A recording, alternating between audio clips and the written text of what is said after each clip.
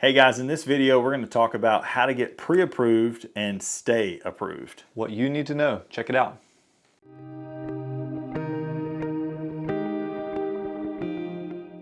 Hey, welcome to The Buzz, Coffee and Real Estate. Just wanted to jump in today and really dive into lending. Yes. Lending being getting a mortgage for a home, which is what most folks are going to end up doing as they buy a house. And thankfully, we have one of the resident experts here. Josh, part of your story was working in lending, actually training mortgage officers for 8 years before you became a real estate agent. So, just kind of give us kind of the beginnings of an overview. I know nothing. I'm thinking about buying a house. Where in the world do I start? Yeah. So, the first thing everybody always asks is, should I get a realtor first or should I get a lender first? And 9 times out of 10, the answer is get the realtor to find the lender. That's a good point. That's a good point. And reason being, we get to work with so many lenders. That's right. We get to see, the good, the bad, and the ugly. And we get to see, I know from my experience, if I find a lender, I don't care as much who they're working for. That's right. If they are honest, they do what they say they're going to do on time, consistently. Yeah. I've had lenders that I've continued to send business their way when they've gone through multiple different companies because they bring that same level of expertise. So I think that's a great first point is find someone who actually works in the industry instead of just, well, I'm just going to go to my local bank. That's you right. can. Oh, totally. But typically, they don't offer the best customer service. They don't necessarily offer the best rates. Yeah. Oh, well, I know them. They know me. Yeah. Well, that's not really the way the world works as much anymore, fortunately. Yeah, we don't really work on the handshake situations anymore. Now it's more like if you're looking at it for a couple of point of views. So one, you have banks, then you have brokerages. The difference is your banks are going to be 8 to 5, Monday through Friday. Yep. Maybe an occasional Saturday, from 9 to 12 or something Right. like that. Your brokerages, typically, they're going to be open. Not all the time, but they're going to have a cell phone that you can call them, connect with, and be able to get information and find out details if needed. And let's pause. So a brokerage being they're not giving you the loan. Mm-hmm. Their job is to go find the best loans out there. That's right. So in other words, the only way they stay open is really good customer service and availability. That's right. So at least in our job, it's so typical that you have somebody that's looking at a house after hours, after they get off work, or they're looking on the weekends or something. So we tend to work a lot more with brokerages. Yeah. If you can find one that's really good, because high level of customer service, they're shopping rates. That's right. And they don't tend to have the bureaucratic, like I can call somebody and get somebody on the phone. Whereas sometimes with a bank, you're running through a whole list of computerized things to try to get somebody on the phone. So. That's right. Well, and like you said, you're going to go through the call center or whatever. Right. You're not going to have a direct line. And let's just be honest. When we're dealing with a transaction, especially in the market that we have been in, and as we continue to see the change, it's highly important that you're able to get a hold of the lender. Right. If I need a pre-approval letter, I don't want to say, well, we'll get one on Monday when it's Friday. Right. That's not going to work. And so it's going to put you in a much more difficult position to be able to get that pre-approval. So just tapping into pre-approval. So the big things are, you hear these two terms. You have pre-qualification and then you have pre-approval. And the big difference is pre-qualification means I filling out an application online.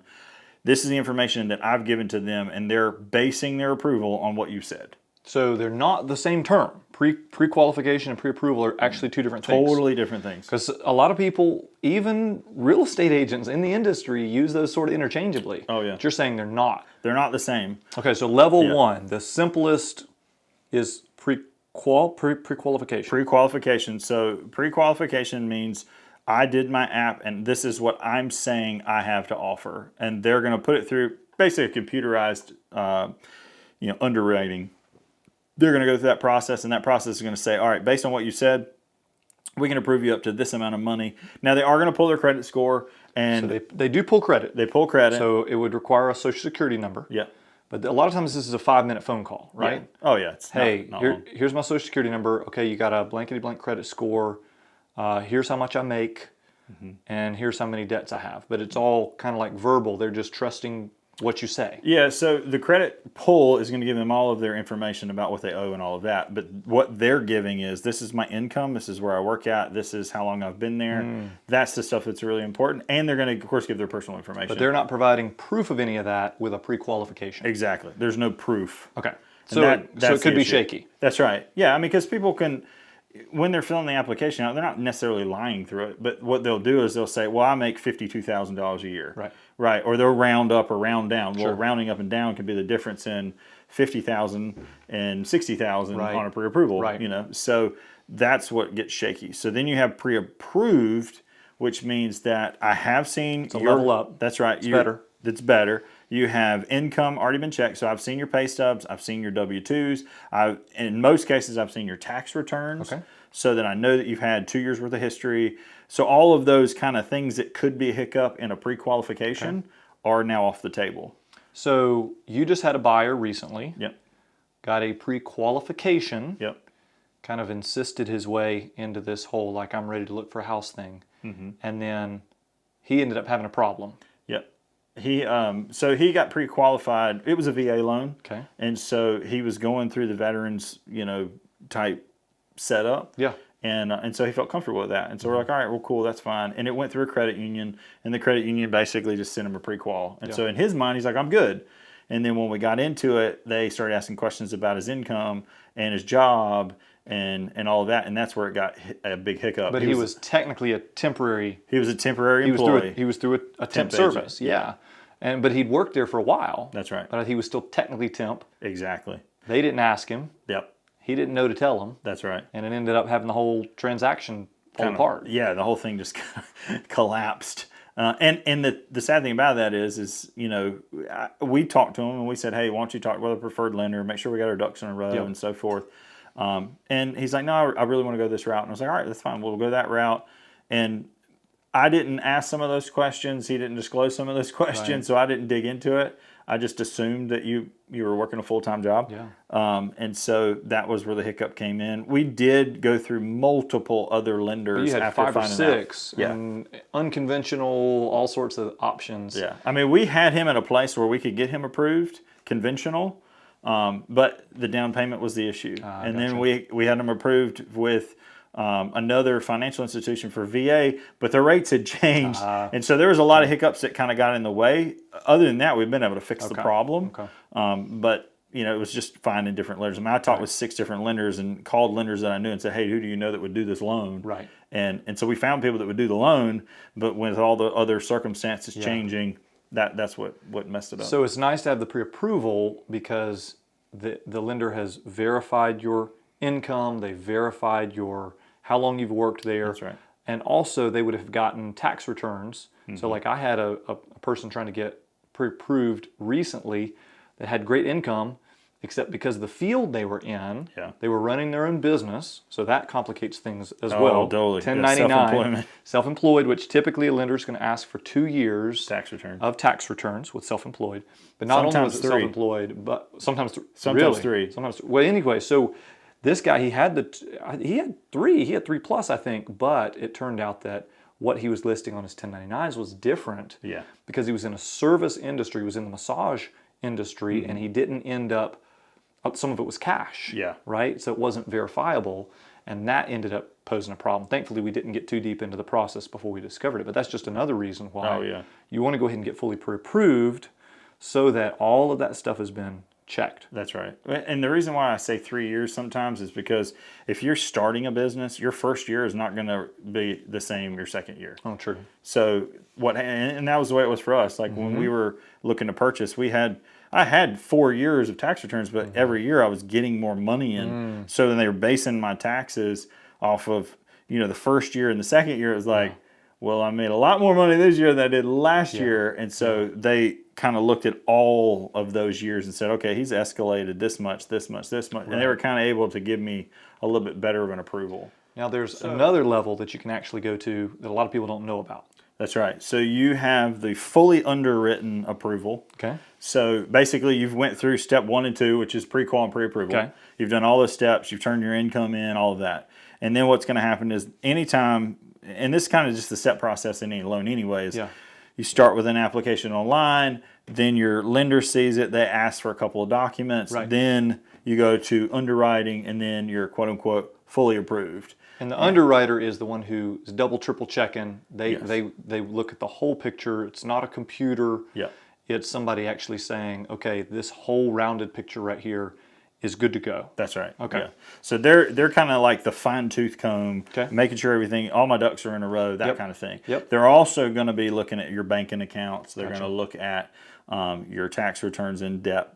Make sure that it's not just rounded numbers, because if you have expenses and deductions and all that kind of stuff, it changes your actual full out income. Yeah. And they add and subtract some things in there Okay. at that point too. Okay. So, but that's the big thing, is making sure that that person has seen it. It's kind of went through, anything hiccup wise that could come up. Yeah. They've kind of eliminated those things. So basically, there's nothing that's going to keep you from moving forward on this loan except, let's say you lose your job or something. Yeah. And then they are just waiting on an address. That's right. So once you get the address for the house that you want, you've put an offer in, it's been accepted, and they run an appraisal, which we'll talk about that in just a minute.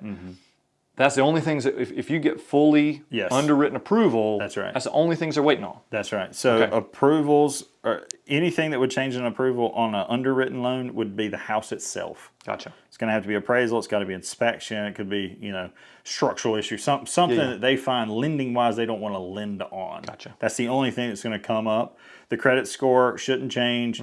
Now, if your buyer goes in and they buy a car for $100,000 or something ridiculous, $50,000, and they got a $900 payment now, that can throw them out of approval because their debt to income will change. Right. So that's the only variable. Debt to income is the only thing that could really mess you up. Gotcha. Outside of the house itself Okay. having issues. But you really don't have that many question marks at that point in time. That's right. Yeah. And another nice advantage is if you have a house that multiple people want. One, it looks really good to the seller. That's to be right. fully underwritten. That's right. But two, it allows you to close in like 3 weeks. I mean, Yeah. you can move You can pretty close quickly when it's fully underwritten because there's just not that many hoops left to jump through. Exactly. So that's really cool. So just so you understand again, pre-qualification, level 1, not really that great. Pre-approval, much better.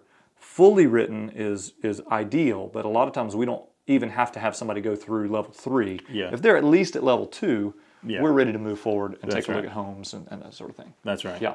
Yeah, because at that point we know that you're able to move forward. So let me ask you this other big question. How much money do I need to have in savings in order to buy a house? That's right. So tip 2, how much money do I need? So you have down payment and you have closing costs. Those are two big, huge elements. So down payment is the chunk, the head start that I've already paid off my loan, so Yeah. to speak, to let the lender have confidence that I know how to save money, I know how to make a payment on something. That's right. I'm kind of justifying that I'm capable of taking this on. I'm good with handling finances because I was able to put $10,000 down as a head start on getting my loan paid off. Exactly. And then closing costs are just kind of the umbrella term for any cost associated with getting the loan, getting it closed, getting inspections, appraisals, right? So that could be really any number of things, taxes, right. insurance, all of that. That's right. Yeah. Okay. So you got two elements there. Your down payment. So let's just give you easy math. You got $100,000 house. Which we don't really see that anymore. But We don't. But just for the double it or triple it if you're at a $200,000 or $300,000 range. exactly. Yeah. So let's say that you have, you've got a couple of different options. So you have a 5% option, a 3.5% option, and a 3% option. Okay. Those are what we're saying. Besides the 100% finance. So for every $100,000 that I'm spending, I would be putting down $5,000 for 5%, or $3,500 for 3.5%. That's right. $3,000 for 3%. Yeah. Or there's even some loan options that are 100% financing. So there is no down payment. Okay. Yeah. And so you have those. Now, those aren't always available. You Sure. know, there's a handful of places that do 100% finance. You have VA, you have state employees. Some of the credit unions will do They're 100%. USDA loans of the kind of the USDA. rural housing way out in the country. That's right. Yep. So those are really your three main 100% finance options. All of them have some stipulations, except for maybe state employees or the credit union elements.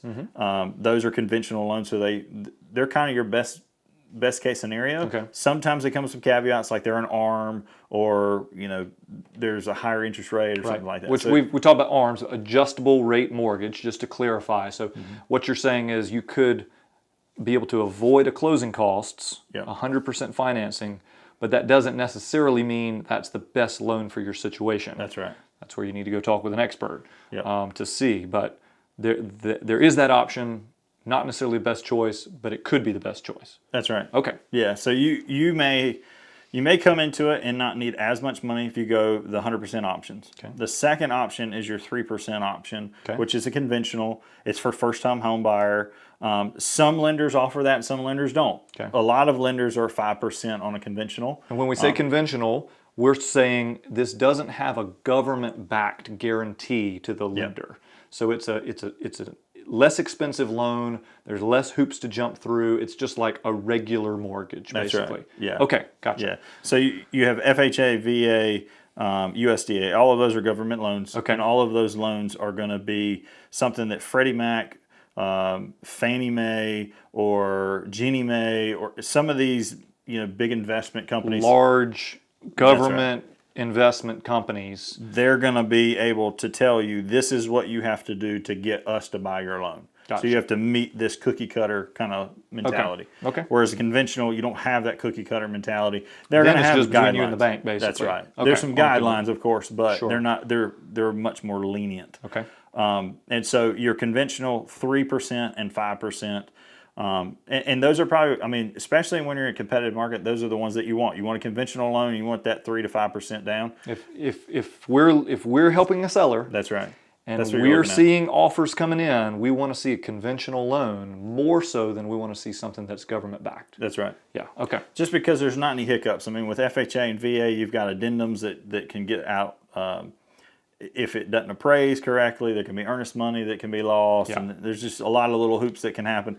They can also be really complicated. They can be more strategic on what they ask for, like paint peeling and stuff like that they want you to fix before they'll close. Right. So that's the reason why conventional is a little bit more appetizing to a seller. Yeah. But you also have that 3 and that 5% Gotcha. marker. The 3% is great because it's better than your FHA. Because you don't have to put the extra 0.5% down. FHA is what again? 3.5%. Okay.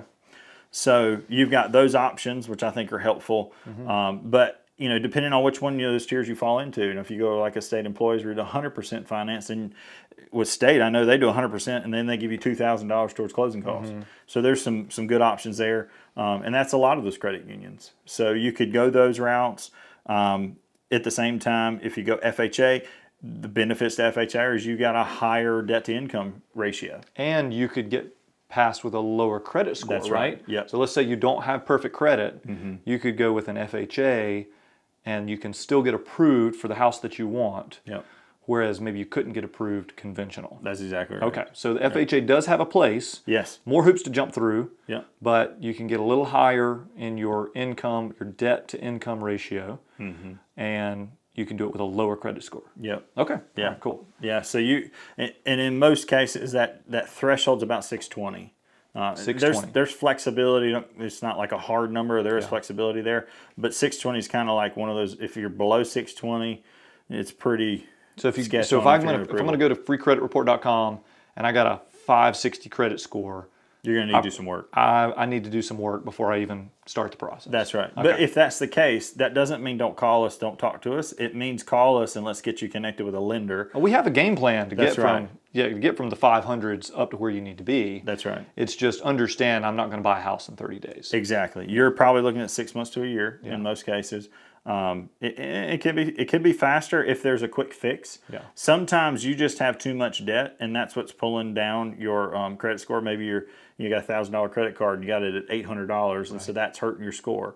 It could be things like that are damaging, and it can be as simple as paying off a medical collection or something like that that's pulling you down. So there are easy fixes, and then of course if you've got bad scores because you hadn't paid your bills or you got a repo or your house got foreclosed or something like that. Yeah. Those are going to take a lot more time. Sure. Doesn't mean that you can't buy a house, because I've had people. I had a lady one time. She said, "Well, I had a foreclosure 14 years ago," and she's like, "I can't get a house." I'm like, "That was 14 years ago. 3 years is the maximum amount of time you've got to wait before you can start to reaccumulate good credit and be able to get approved. I mean, Okay. I've had people get home equities on their houses and get mortgages on houses after 18 months to 2 years of good payment history after Okay. foreclosure. Okay. So it Okay. can happen. That's good to know. There's leniency, and Yeah. there's every situation is very delicate. Don't get me wrong, but at the same time, it doesn't mean no. Yeah. And that's the thing I think a lot of people hear is, oh, well, I got bad credit, so I can't get a house. That's not true. Well, and if you connect with both a real estate agent and a lender, That's right. who can teach you That's right. and who can get you on a track to move from where you are to where you need to be, that's really important, because one, it's nice to have a coach. That's right. Two, it's nice to have somebody who knows what they're talking about Yep. instead of just YouTubing it. And so it puts you in a better position. So certainly it's not a don't make the phone call. It's just have expectations. Hey, there's some things that need to change and get established before I could jump into something. That's right. Yeah, I mean, it's a process. It's like anything else. You didn't get a bad credit score overnight. You're not going to get a good credit score overnight. Right. So it does take time. But I think, as long as there's conversation and we're talking it through, we connect you with a lender. And this is why I said this in the first place, is if we connect you with Don, our preferred lender, he can run you through a system that basically will tell you, these are the credit things that are dinging you. These are the problems. If you do this, and their system will tell you, like, hypothetical, but it'll say, hey, if you pay this debt off, your score could go up by 15 points. If you pay this thing off, it go by 30 points, whatever the case may be.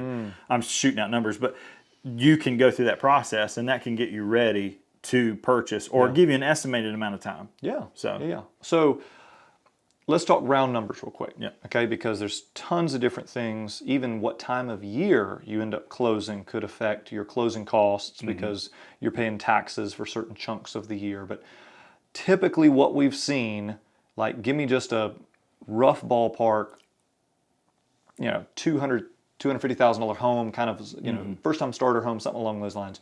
What would you say is like a ballpark number for closing costs?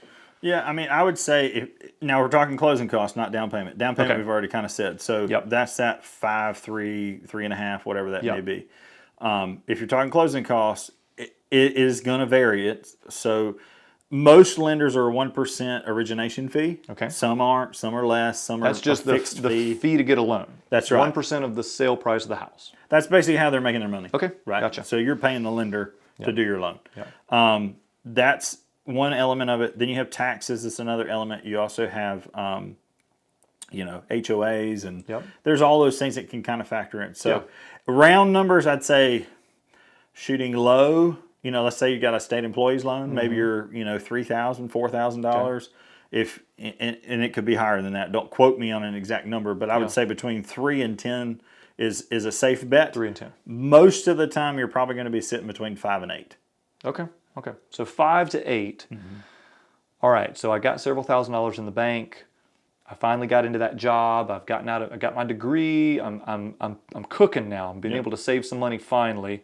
So I got, let's say, $6,000, $7,000, $8,000 towards closing costs, and maybe I don't have a 100% finance option, but I can do a first-time home buyer, 3% down.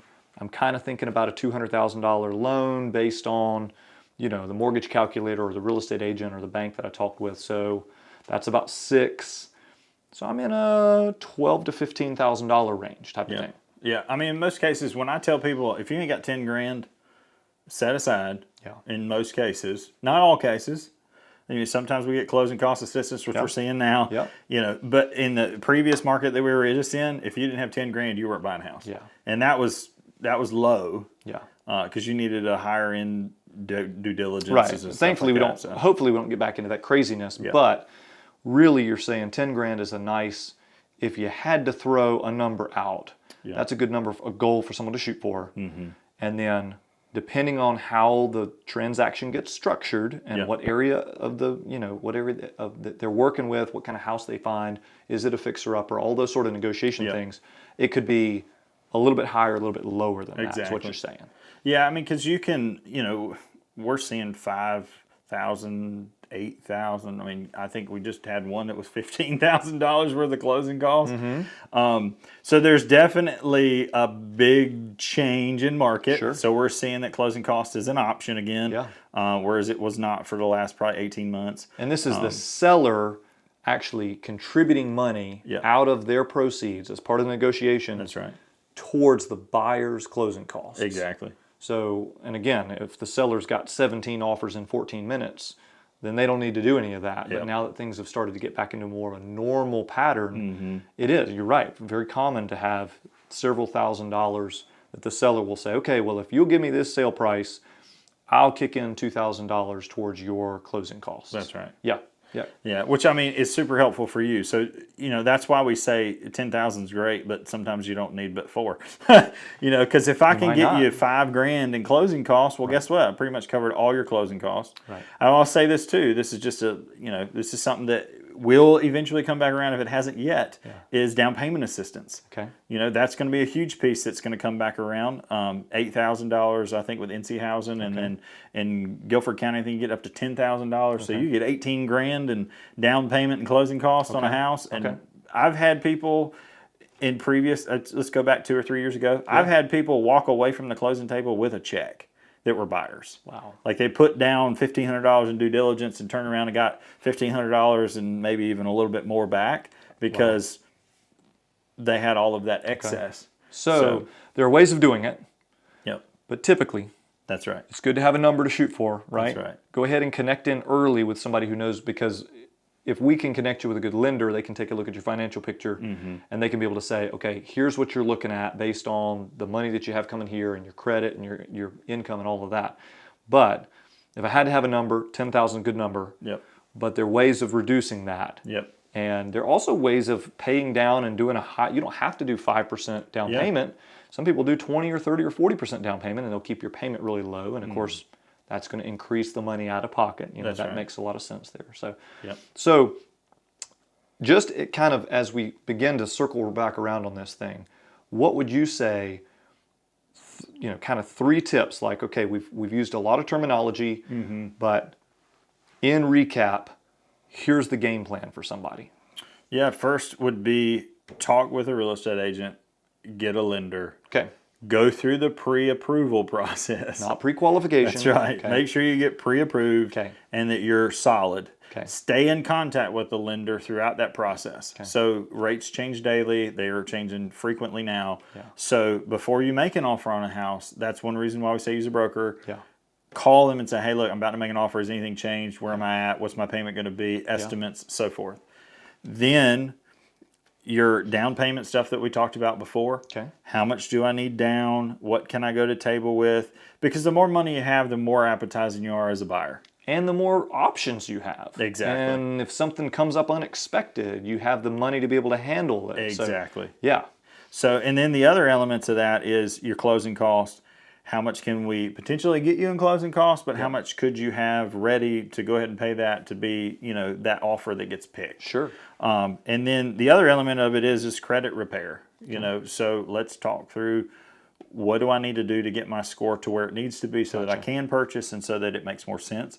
And so as we kind of go through that process, I would say those are your big tips, right? So pre-approval, pre-qual, what is your down payment and your closing costs, and then where's my credit score at? Where am I actually looking to be at so that I can purchase a home? Yeah, and if it's not where you want it to be, I need to talk with somebody who's not just going to take my money and run. That's exactly right. There are plenty of scammy credit repair stuff out there, but I need to connect in with somebody that's a real credit repair program that can get me where I need to be. That's right. Yeah. Well, wanted to kind of wrap it up with just telling a quick story. So we had a first-time home buyer, and he was going to do pre-approval, just like he was supposed to, right? He fills out a credit application online. And in his Social Security number, so that they can pull his credit, he at one point accidentally put a 6 instead of a 9. So it goes through the process. Somehow it doesn't get caught. We don't discover it until we're already under contract on something. Lender comes back to us and says, hey, they put in their social wrong. And now their credit picture is not as good as it was. Oh my gosh. So we end up having to Lots of long phone calls, lots of consultation. We talked the buyer through different options. We ended up switching lenders. We had to switch from a 30-year to a 15-year. So he was absorbing a higher payment temporarily. And we also had to move our closing date out. So we had to negotiate all of that with the seller and the listing agent. It was pretty incredible. So we finally get to the end of the process.